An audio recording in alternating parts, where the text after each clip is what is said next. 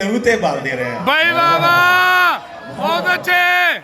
जोशा बहुत है फिर पढ़ो ਬੇਨਸਲੇ ਨਾਲ ਚੱਲਦੇ ਰਹੇ ਆ ਅੰਬਰ ਵੱਲਾਂ ਚੱਲਦੇ ਰਹੇ ਆ बहुत अच्छे ਤੂੰ ਚਾਨਣ ਦਾ ਮਾਮਾ ਲੱਗਣਾ ਹੈ हैं ਆਪਣੇ ਲਹੂ ਤੇ ਬਲਦੇ ਰਹੇ ਆ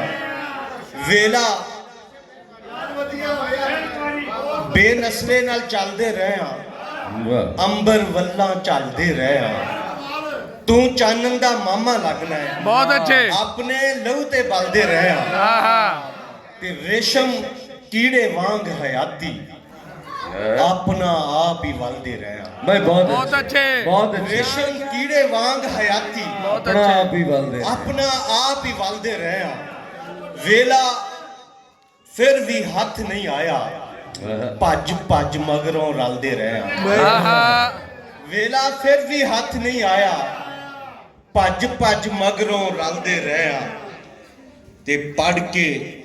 ਇਲਮ ਬੇਗਾਨੇ ਜੋ ਸ਼ਾਹ ਅੱਜ ਦੇ ਰਹੇ ਨਾ ਕੱਲ ਦੇ ਰਹੇ ਆ अच्छा है और आखिरी गजल फिर इजाजत चाहूंगा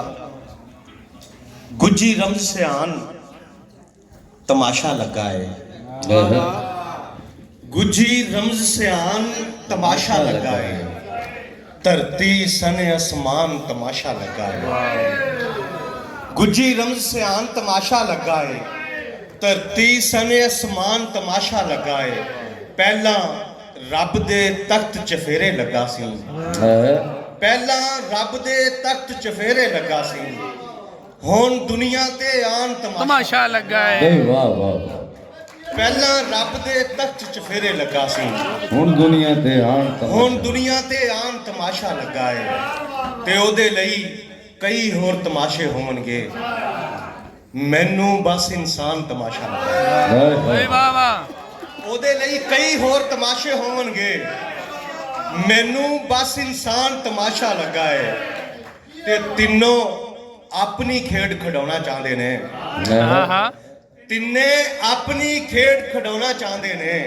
ਬੰਦਾ ਰੱਬ ਸ਼ੈਤਾਨ तमाशा लगा है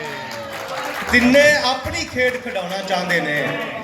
ਬੰਦਾ ਰੱਬ ਸ਼ੈਤਾਨ तमाशा लगा है ਤੇ ਲੋਕੀ ਜੰਨਤ ਜੰਨਤ ਜੋਸ਼ਾ ਕਿਉਂ ਕਰਦੇ ਲੋਕੀ ਜੰਨਤ ਜੰਨਤ ਜੋਸ਼ਾ ਕਿਉਂ ਕਰਦੇ ਹਾਂ ਹੋਰਾਂ ਗਿਲਮਾਨ तमाशा लगा है